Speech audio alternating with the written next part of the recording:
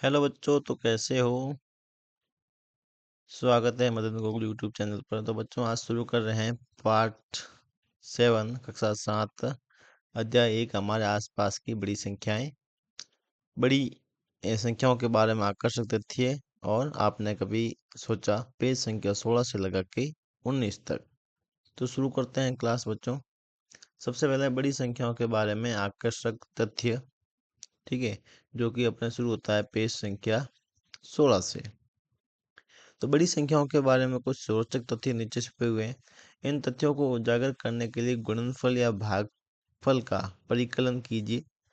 एक बार जब आप गुणनफल या भागफल ज्ञात करते हैं तो संख्या को भारतीय हो या अमेरिकन दोनों पद्धतियों में भी आप पढ़ सकते हो। प्रत्येक संख्या को खोजने के बाद उस तथ्य के बारे में अपने विचार और प्रश्न कक्षा के साथ साझा करने हैं। तो सबसे पहले है कि दंत कथाओं के अनुसार जो पुरंदरदास थे, उनके द्वारा रचित कीर्तनों की जो संख्या थी, जो 1250 गुणा 380 है, ठीक है। इन दोनों का गुणनफल है। तो पुरंदरदास 12वीं शताब्दी के एक संगीतकार और गायक हैं। उनके कीर्तनों में सामाजिक सुधार, भक्ति और आध्यात्मिक सम्मिलित थी। उन्होंने कर्नाटक संगीत सिखाने के तरीकों को व्यवस्थित किया और जिनका पालन आज भी जो किया जाता है। तो उनकी द्वारा रचित कीर्तनों की संख्या जो है बच्चों, कितनी है? 1250 गुणा 380 है, ठीक है। अब इन्हें इतनी है तो हमें इनको क्या करना है? गुणा करके देखना है, ठीक है। तो सबसे पहले बच्चों देखो, जीरो को भूल जाते हैं, ठीक है। इनको वापस लास्ट में ऐड कर लेंगे। तो 8×5 = 40, यहाँ से लगी 4, 8×2 = 16, 16 और 4 कितने होते हैं बच्चों?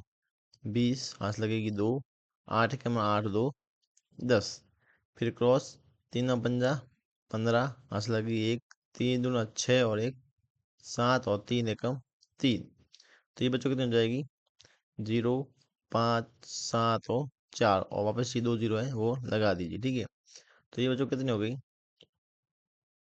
4,75,000, 4,75,000। कितनी रचनाएं होगी इनकी? 4,75,000 उन्होंने जो है रचनाएं की। तो ये रचनाओं की संख्या जो है बहुत है। तो पुरंदरदास बहुत ही प्रसिद्ध जो थे। इन्होंने इतनी सारी रचनाएं अपने जीवन काल में की। 4,75,000 बच्चों बहुत होती है। फिर देखो, इतने सारे गीत रचने के लिए वे कितने वर्षों तक जीवित रहे भाई। भाई इतनी सारी रचनाएं की है तो काफी उम्र तो उन्होंने बिताई होगी। तो कितनी निकाली होगी? तो उन्होंने कितने वर्ष की आयु में गीतों की रचना प्रारंभ की? यदि उन्होंने 4,75,000 गीतों की रचना की तो उन्होंने कितने गीतों की रचना की? तो उन्होंने प्रति वर्ष मतलब एक साल में उन्होंने कितने गीतों की रचना की होगी? तो जो पुरंदरदास जी थे वो कितने, उनकी आयु कितनी थी बच्चों? 80 साल थी। वो 80 साल जिए थे। और कितने वर्ष की आयु में उन्होंने गीतों की रचना प्रारंभ की? तो उन्होंने कितने वो थे, 30 साल के थे ना, तब उन्होंने क्या की थी? गीत रचना उन्होंने शुरू की थी। तो उनका उम्र जो गीत रचना की 30 से की तो 80 साल, लगभग हो गए 50 साल, ठीक है। तो जो उनके गीत रचना का जो समय था या उसकी उम्र थी, गीत रचना की आयु, तो कितनी हो जाएगी बच्चों? 80 में से अगर अपन 30 घटाते हैं तो 50 वर्ष। उन्होंने 50 वर्ष जो इन गीतों की रचना की। तो हमें निकालना है प्रति वर्ष कितने की है। तो लिखेंगे प्रति वर्ष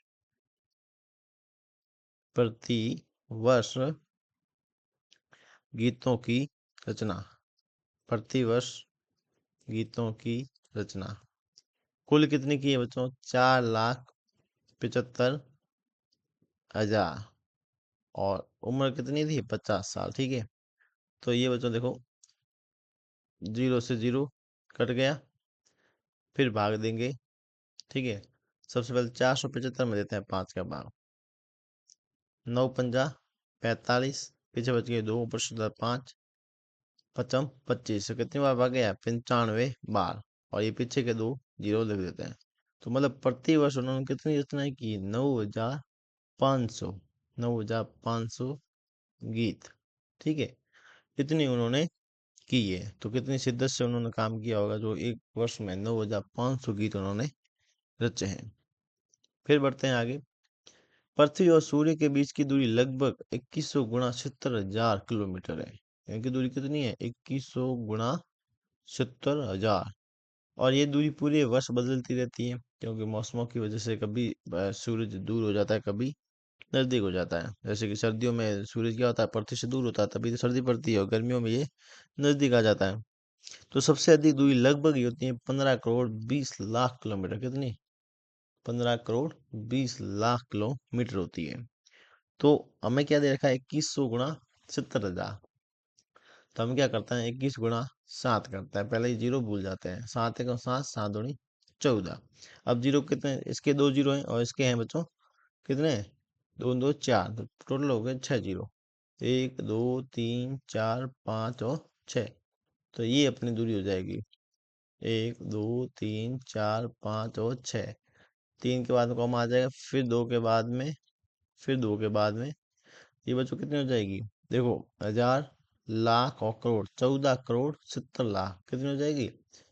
14 करोड़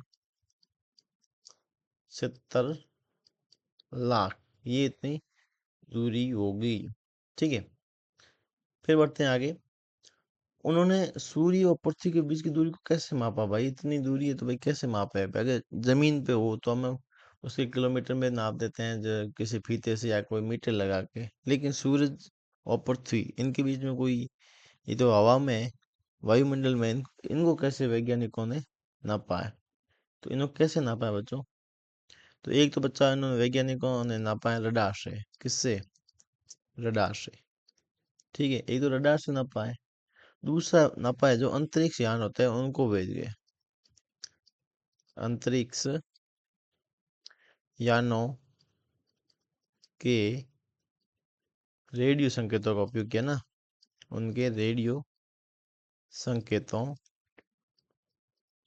के उपयोग से, उनके रेडियो संकेतों के उपयोग से जो है उन्होंने ये जो है नापा है। ठीक है, पर ये दूरी काफी हुई। कितनी हुई? 14 करोड़ 70 लाख। दूरी कितनी आई बच्चों? 14 करोड़ 70 लाख जो है इनके बीच की दूरी है, सूरज और इस दूरी को बच्चों कहते हैं क्या है? इसे कहते हैं एक एस्ट्रोनॉमिकल यूनिट, मतलब एक एयू भी कहते हैं इसे। एक शॉर्टकट में रखते हैं एयू, मतलब एस्ट्रोनॉमिकल यूनिट। इस दूरी को कहा जाता है, पृथ्वी और सूर्य के बीच की दूरी को कहा जाता है। ठीक है, फिर बच्चों बढ़ते हैं आगे। फिर है और आकर्षक तथ्य क्या है कि अमेजन नदी द्वारा अंटार्कटिक महासागर में प्रति सेकंड छोड़े जाने वाले जल की औसत मात्रा, प्रति सेकंड के अंदर कितने जल उस महासागर के अंदर छोड़े जाते हैं? तो 6400 गुणा 62,500 लीटर। तो ये बहुत बड़ी संख्या है। ठीक है, अंटार्कटिक महासागर में नदी का प्रवाह इतना अधिक है कि पीने योग्य शुद्ध मीठा जल खुले समुद्र में 160 किलोमीटर दूर तक भी पाया जाता है। तो औसत कितना लीटर पानी हो गया? तो हम गुणा करते हैं, 625 गुणा 64, जीरो को बाद में ऐड कर देंगे। 4 पंजा 20, हंस लगेगी 2, 4 दूनी 8 और 2 10, हंस लगी 1, 6 चौक 24 और 1 25। फिर 6 पंजा 30, हंस लगेगी 3, 6 दूनी 12, 12 और 3 हो गए बच्चों 15, हंस लगेगी 1, 6 छंग 36 और 1 37। जोड़ते हैं जीरो, फिर जीरो, 5 5 10 जीरो, ये हो जाएंगे 3 और ये भी हो जाएंगे 10, हंस लगेगी और 4। ठीक है, तो कितनी आ जाएगी? और इसके बाद में इनके जीरो कितने हैं? 2 इसके जीरो हैं, पहले ही लिख देते हैं। कितने जीरो है? 4 जीरो है। ठीक है, फिर इसके ये 2 जीरो, और फिर इसके भी 2 जीरो। ठीक है, फिर कॉमा लगाते हैं। तो ये हो गया हजार, फिर लाख और करोड़। कितना हो गया बच्चों? 40 करोड़। कितना हो जाएगा? 40 करोड़। 40 करोड़ यहाँ पे लिखते हैं। 40, 40 करोड़। ठीक है, ये संख्या कितनी होगी? 40 करोड़ हो जाएगी। फिर आगे एक और आकर्षक तथ्य। विश्व में सबसे लंबी एकल रेल यात्रा की दूरी किलोमीटर में कितनी है? 13,95,000 भाग 150। जो रेल की दूरी है विश्व की सबसे लंबी, वो कितनी है? 13,95,000 भाग 150 किलोमीटर। ये रेलगाड़ी कहाँ से चलती है? रूस में मॉस्को से व्लादिवोस्तोक तक। जो रूस के मॉस्को से व्लादिवोस्तोक तक ये चलती है। विश्व की सबसे लंबी रेलगाड़ी। जीके का सवाल भी है बच्चों। ठीक है। इस यात्रा की कुल अवधि 7 दिन है। मतलब ये जो है मॉस्को से व्लादिवोस्तोक तक पहुंचने में कितने दिन लगाती है बच्चों? 7 दिन लगाती है। तो सबसे लंबी दूरी होगी तभी तो 7 दिन लगते हैं। और भारत के अंदर सबसे लंबा जो रेल मार्ग है वो जो असम के डिब्रूगढ़ से तमिलनाडु के कन्याकुमारी तक है। जो भारत का नक्शा है, असम जो है सबसे इधर कोने के अंदर है यहाँ पे। तो यहाँ से असम से लगा के यहाँ पे तमिलनाडु आता है, वहाँ के कन्याकुमारी तक है। ठीक है। और इनमें 4,229 किलोमीटर की दूरी। दूरी कितनी है? 4,219 बच्चों, सॉरी, ठीक है, 4,219 किलोमीटर। और इसमें लगभग 76 घंटे लगते हैं। कितने लगते हैं? 76 घंटे। अब विश्व के कितनी है हमें निकालनी है, भाग देना है। ठीक है, कितना है? 13,95,000 भाग 150। जीरो से जीरो कट गया। ठीक है। अब 15 का भाग देंगे। ठीक है। तो 15 का भाग दो, 15 7 कितने होते हैं बच्चों? 15 7 105, 15 8 120, 15 9 135। तो 15 9 135, 9 बार भाग गया। 15 9 35, ला रह गया 4, यहाँ पे आ गया 5। 15 का 15, 15 30 30 45, 15 और पीछे ये बचा 2 जीरो बच गए। ठीक है। तो बच्चों दूरी कितनी आ गई? दूरी कितनी आ गई? भाग दिया तो 9,300 किलोमीटर। 9,300 किलोमीटर जो है विश्व की सबसे लंबी एक रेल यात्रा है। 9,300 किलोमीटर, जो कहाँ से है? रूस में मास्को से व्लादिवोस्तोक। और भारत की सबसे लंबी है असम के डिब्रूगढ़ से तमिलनाडु के कन्याकुमारी, जिसकी दूरी है 4,219 किलोमीटर। ठीक है। फिर बच्चों आगे बढ़ते हैं। अगला आकर्षक तथ्य। वयस्क नीली व्हेल का भार कितना है बच्चों? 10,50,00,000। 10,50,00,000 भाग 700 किलोग्राम से भी अधिक हो सकता है।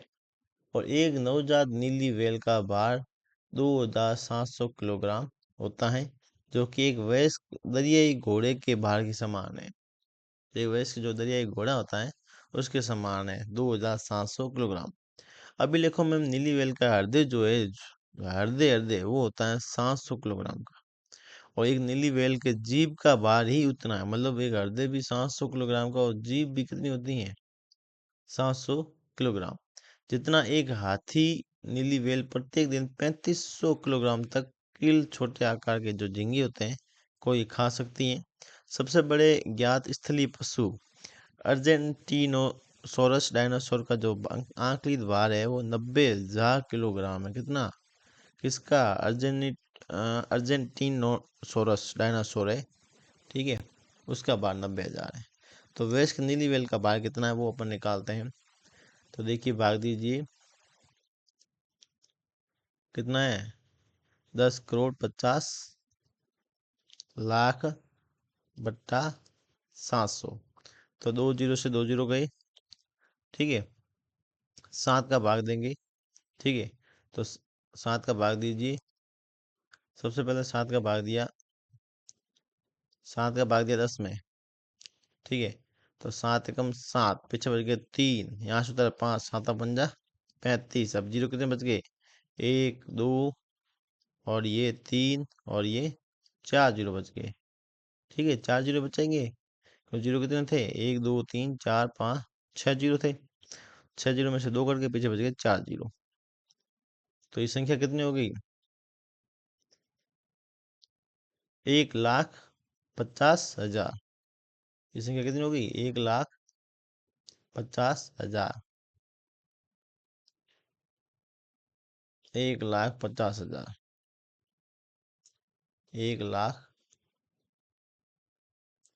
1,50,000 जो एक नीली वेल का जो है भार है। फिर बच्चों आगे बढ़ते हैं।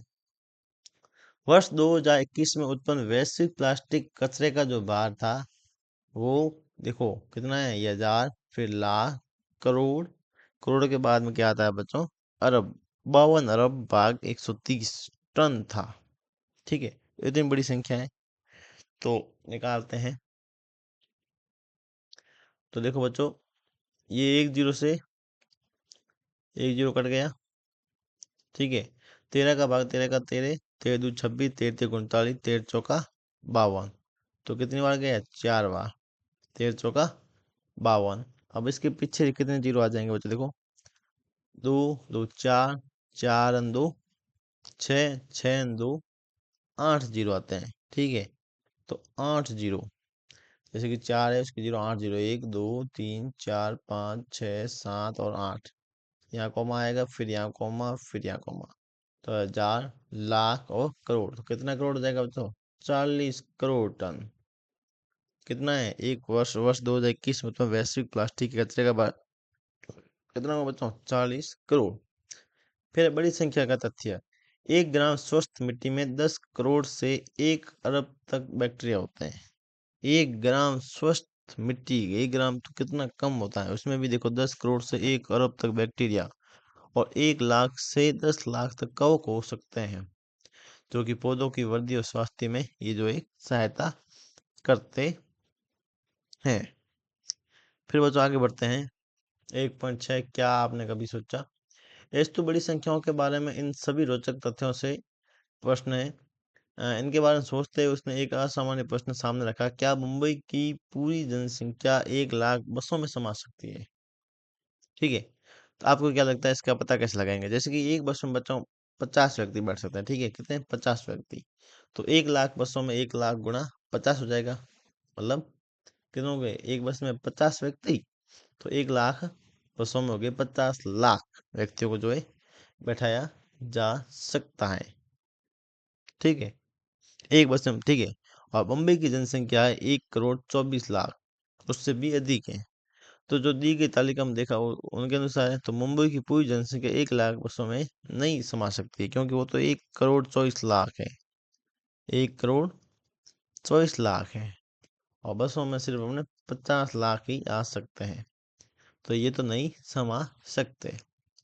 फिर जो अगला प्रश्न दे रखा है, RMS टाइटैनिक जहाज पर लगभग 2500 यात्री जो है सवार थे, क्या मुंबई की जनसंख्या ऐसे ही 5,000 जहाजों में समा सकती है, कितने, 5,000।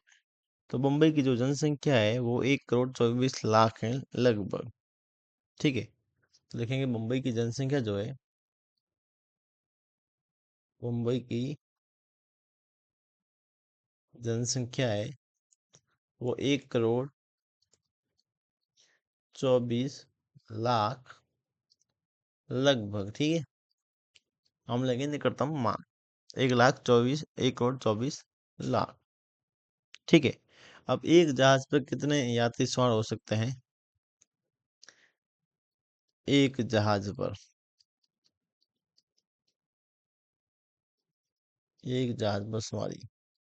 अब एक जहाज पे बच्चों सवारी आ सकते हैं, लगभग आते हैं 2500, कितने, 2500। ठीक है,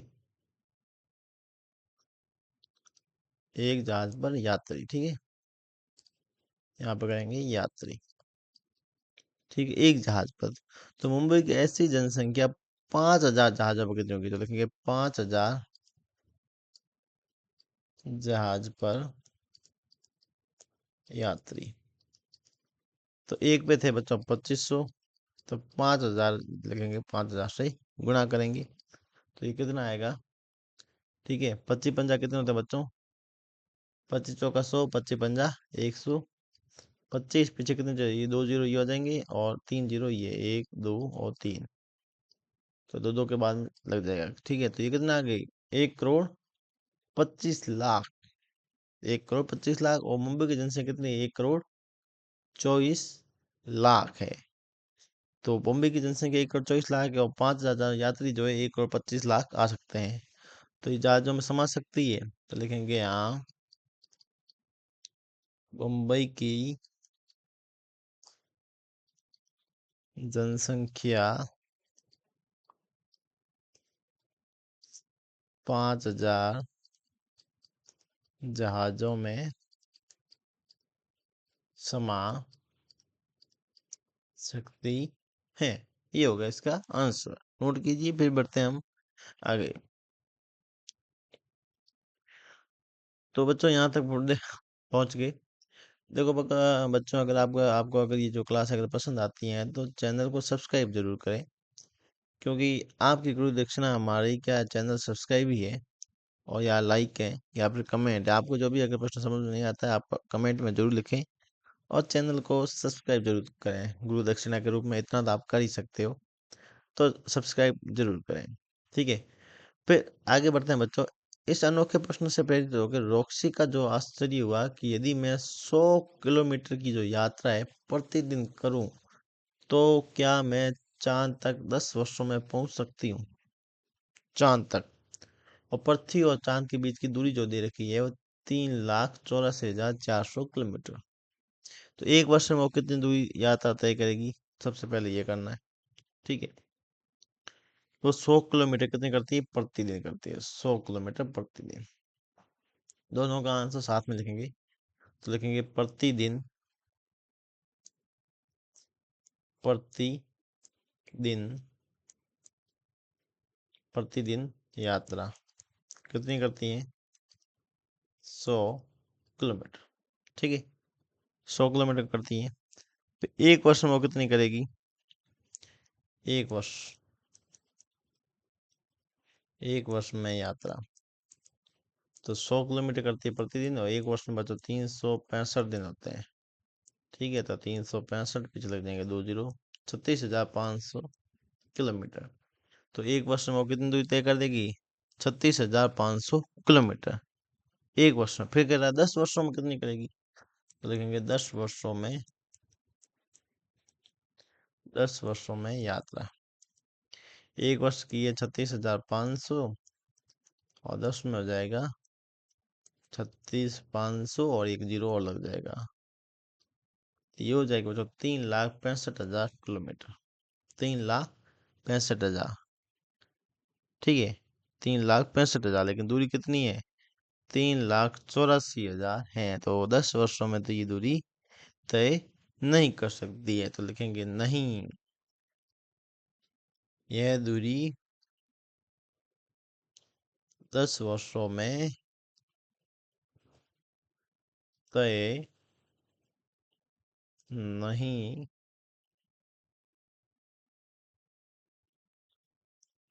कर सकेगी। 10 वर्षों में ये दूरी जो है तय नहीं कर सकेगी।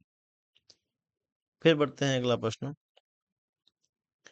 कि यदि आप प्रतिदिन 1,000 किलोमीटर की यात्रा करते हैं और पता लगा कि आप अपने जीवन काल में सूर्य तक पहुंच सकते हैं। आपने पृथ्वी और सूर्य के बीच की दूरी जो है प्रश्न संख्या 16 पे जो थी वो हमने देखी थी। पृथ्वी और सूर्य के बीच की दूरी ये थी, कितनी थी, पृथ्वी और सूर्य के बीच की दूरी थी 14,70,00,000। कितनी थी, 14,70,00,000। लिख देते हैं 14,70,00,000। ठीक है, प्रतिदिन कितनी है, 100 किलोमीटर। यहाँ देखेंगे प्रतिदिन,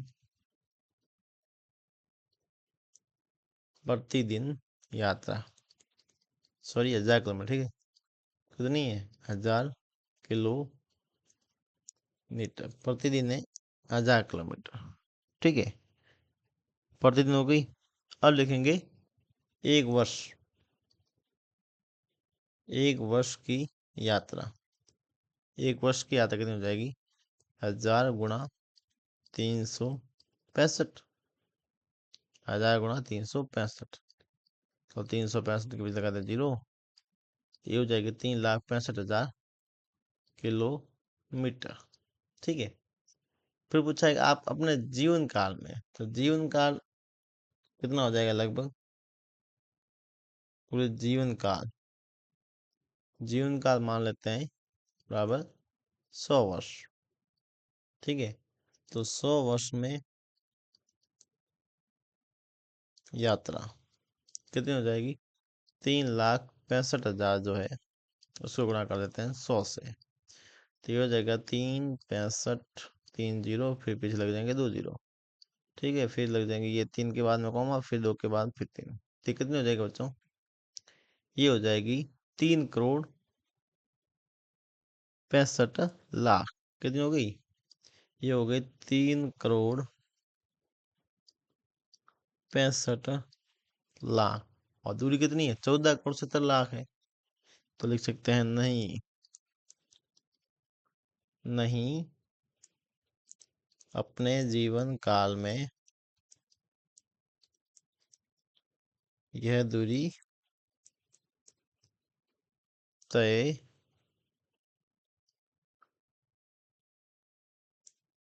तय नहीं कर सकते, तय नई दूरी कर सकते। ठीक है बच्चों, नोट कीजिए यहाँ तक, फिर बढ़ते हैं बच्चों आगे। फिर है आवश्यक तर्क संगत कल्पना कीजिए और नीचे दिए गए प्रश्नों के उत्तर दीजिए। यदि कागज की शीट का भार कितना है बच्चों? 5 ग्राम। कितना है? 5 ग्राम। तो क्या आप 1 लाख कागज की शीटों को एक साथ उठा सकते हैं? ठीक है, तो सबसे पहले लिखेंगे एक कागज की शीट का भार कितना है बच्चों? 5 ग्राम। कितना है? 5 ग्राम। तो 1 लाख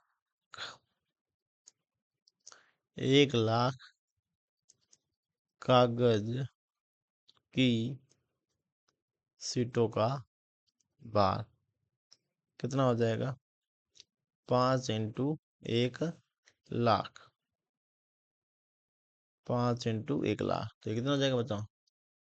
5 लाख हो जाएंगे। कितना हो जाएगा? 5 लाख ग्राम। 5 लाख ग्राम हो गए। तो किलोग्राम में कन्वर्ट करेंगे, तो किलोग्राम में बच्चों कितना हो जाएगा? किलोग्राम के अंदर, किलोग्राम में बच्चों ये कितना हो जाएगा? देखिए,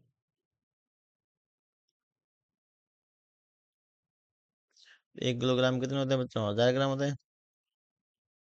तो ये 3 0, इससे 3 0 ये कट जाएंगे। ठीक है, तो कितना बच गया बच्चों? 500 किलोग्राम। तो 500 किलोग्राम एक व्यक्ति उठा सकता है? नहीं उठा सकता। तो देखेंगे नहीं, नहीं 1 लाख सीटों का वजन नहीं उठा सकते, नहीं उठा सकते। ठीक है बच्चों, नोट कीजिए, फिर बढ़ते हैं बच्चों आगे। फिर अगला प्रश्न है कि यदि पूरे विश्व में प्रति मिनट 250 शिशु जन्म लेते हैं, 1 मिनट के अंदर 250 शिशु जन्म लेते हैं, तो क्या एक दिन में 10 लाख मतलब 1 मिलियन शिशु जन्म ले सकते हैं? ठीक है, एक दिन में। तो लिखेंगे प्रत्येक मिनट, प्रत्येक मिनट में शिशु जन्म कितना है बच्चों? 250। ठीक है, एक दिन में पूछा है। ठीक है, तो एक दिन में मिनट कितना होता है? एक दिन में, सबसे पहले एक दिन में मिनट,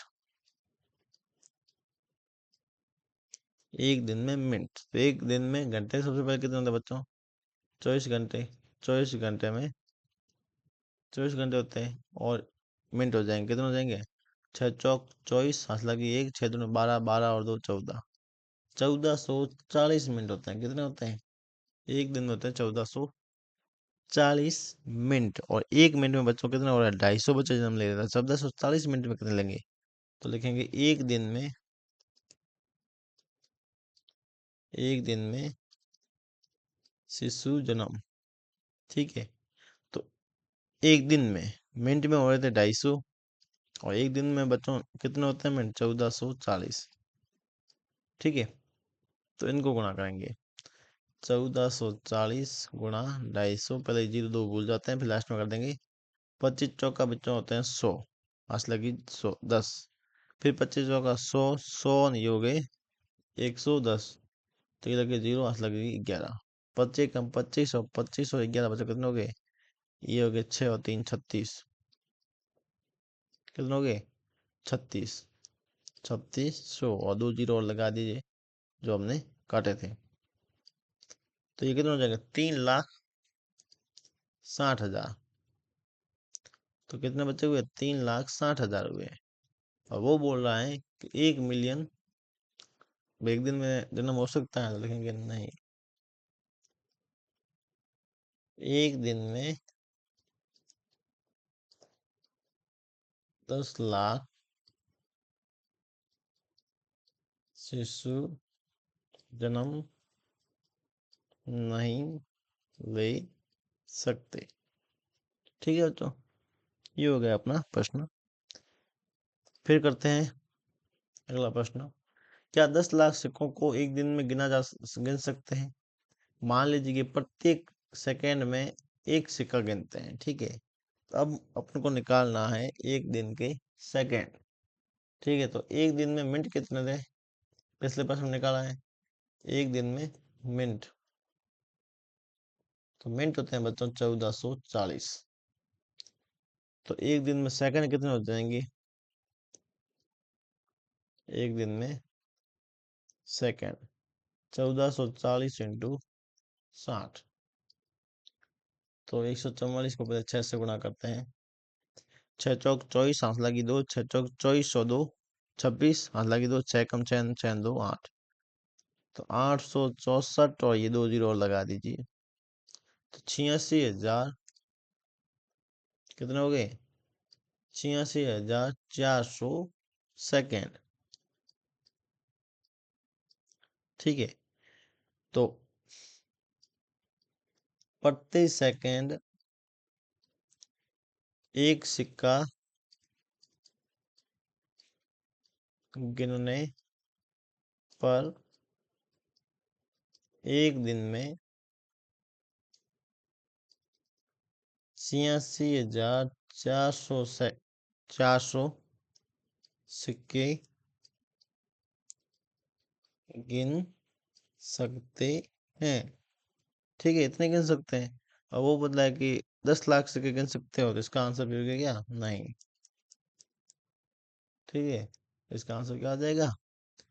नहीं, ठीक है। तो बच्चों आज की क्लास यहीं समाप्त करते हैं।